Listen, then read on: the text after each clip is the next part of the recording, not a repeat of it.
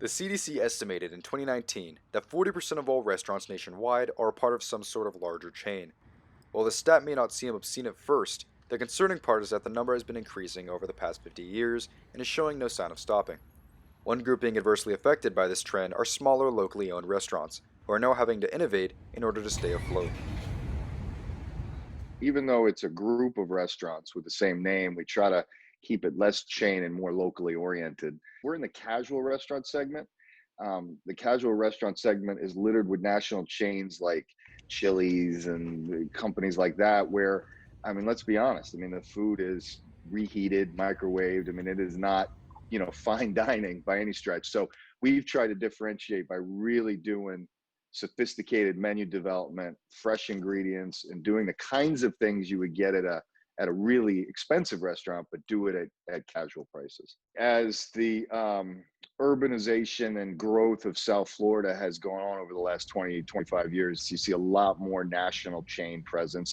I think the city has definitely changed in a very significant way. I feel like the more you see national growth and globalization, you call customer service, you're talking to somebody in India, you buy a product, it was probably made in Mexico, and the people that own the business live in Chicago, and there's just no connection to community. I noticed that people are very interested in becoming, fans and customers and loyal patrons of businesses that they know are really part of their community. Another more recent trend amongst small businesses using creativity to combat larger chains is that of plant-based and organic shops.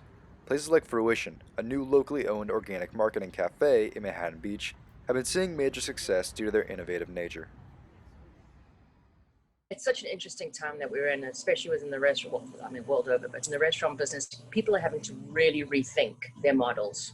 I mean, there will always be, your pizzas and your burgers and all that kind of stuff will always do well because it's comfort food and that's what people go for. But anyone who's doing anything a little bit creative and innovative, you're really going to have to push the boundaries to keep people interested, for one, and keep them coming back. If you create sort of charity or within the community, that will inspire people to come here and be like, okay, we're giving back. Our dollars are actually giving back to the community, rather than going to a chain, which truly you don't know where your money's going. When you get these smaller places who the community loves, there's no Starbucks. I definitely think it changes the culture. These little places like that create the individual aspect of a town. The customer has the power, and the customer is the person who can change everything. Your dollars make the difference. And so with people looking into healthier options and healthier lifestyles and supporting smaller businesses, these bigger businesses have had to look at their models and change them because they're losing revenue. Chains are going to always be around, but this kind of innovation and creativity across the nation will ensure that locally owned businesses aren't going anywhere either. With the Must Morning News, this is Walker Watson.